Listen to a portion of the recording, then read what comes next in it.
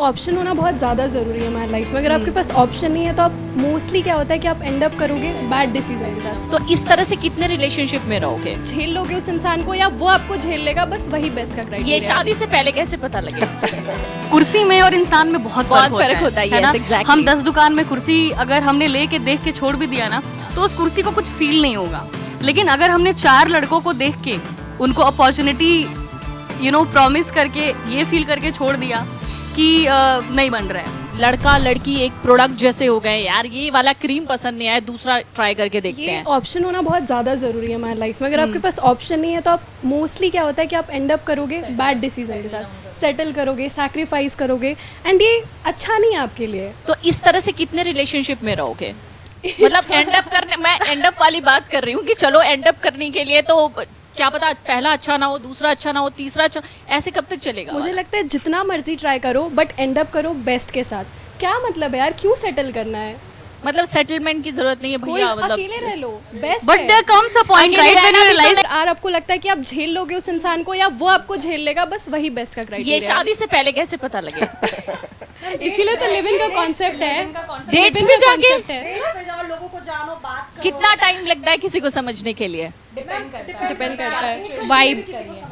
Exactly. कपड़े खरीदने के लिए इतने 10 जगह जा रहे हो, आप एक घर खरीदने के लिए 15-20 घर देख रहे हो, बिकॉज आपको लाइफ टाइम वहाँ पे रहना है। तो आपका लाइफ पार्टनर या जिसके साथ भी आप टाइम स्पेंड करते हो, आप सबसे ज्यादा आपका मूड, आपका करियर, सब कुछ उसी पे डिपेंड करता है। तो वो तो आपको 100% आपको जांच परख के बाद ही लेना चाहिए। I think that is what I feel. हाँ, बट व्हाट आई फील कि ये डियर जिंदगी से जो आती है चीज की कुर्सी जॉब बेस्ट, कुर्सी में और इंसान में बहुत फर्क होता है ना? exactly. हम 10 दुकान में कुर्सी अगर हमने लेके देख के छोड़ भी दिया ना तो उस कुर्सी को कुछ फील नहीं होगा, लेकिन अगर हमने 4 लड़कों को देख के उनको अपॉर्चुनिटी प्रॉमिस करके ये फील करके छोड़ दिया कि नहीं बन रहा है।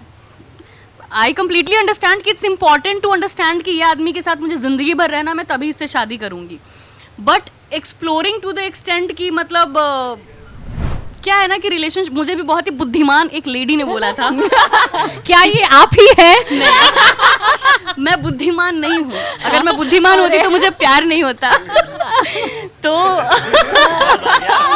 fools in love, God personal, yeah. Okay, so she was a doctor at AIIMS and she told me कि उनके बेटे ने एक दूसरे रिलीजन की लड़की को पसंद किया था। हाँ। और घर में बहुत दिक्कत हुई, but end of the day वो लोग मान गए, शादी हो गई। एंड व्हाट शी सेड कि अगर मैं दिया लेके भी ढूंढती तो शायद मुझे उसकी जैसी बहू नहीं मिल पाती। तो अब मुझे लगता है कि मेरे बेटे ने सही डिसीजन लिया है, राइट? सो जिसको करना होता है ना, वो कुछ भी करके कॉम्प्रोमाइज करके दुनिया से लड़के वो कर लेता है, निभा लेता है।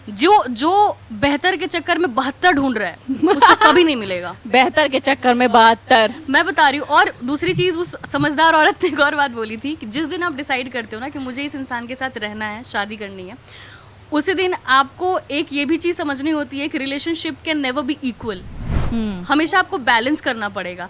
हो सकता है कि आपका हस्बैंड शायद एक चीज से आपको रोके टोके या बोले कि ये मुझे नहीं अच्छा लग रहा है, लेकिन 4 ऐसी चीजें होंगी जिसमें वो आपको जरूर सपोर्ट करेगा। तो उस केस में ना आप उन 4 चीज जो जिसमें वो आपको सपोर्ट कर रहा है, एक चीज के लिए आप भी कॉम्प्रोमाइज कर लेते हो। आई अग्री, बट आप ये ना आइडल सिचुएशन की बात कर रहे हो। मैं बताती हूँ, अगर आपने डिसाइड कर लिया कि आप इस इंसान से शादी करना चाहते हो एंड 50 चीजें आप ढूंढ रहे हो, मैं नहीं बोल रहा 50 चीजें ढूंढो, बट आप ऐसी चीजें ढूंढो जो नॉन नेगोशिएबल है।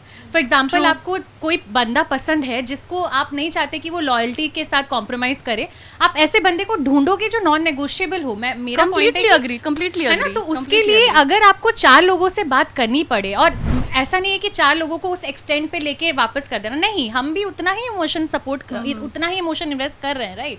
सो it's give and take, I feel. And जब तक, आई थिंक, मैं नहीं बोल रही हूँ कि आपको 100% आपका पार्टनर परफेक्ट होना चाहिए, बिल्कुल भी नहीं, वैसा कोई भी इंसान नहीं है जो परफेक्ट हो। माई पॉइंट इज, जब तक आपको वो नॉन नेगोशिएबल्स मैच नहीं हो रहे ना, तब तक I am living without breaking the heart, without breaking the other person's heart, living on that whatever you saying कि आई बिलीव दैट मैं जिंदगी भर सिंगल रहने के लिए तैयार हूँ, बट मैं एक ऐसे रिलेशनशिप में नहीं रहूंगी जहां मुझे घुटन हो।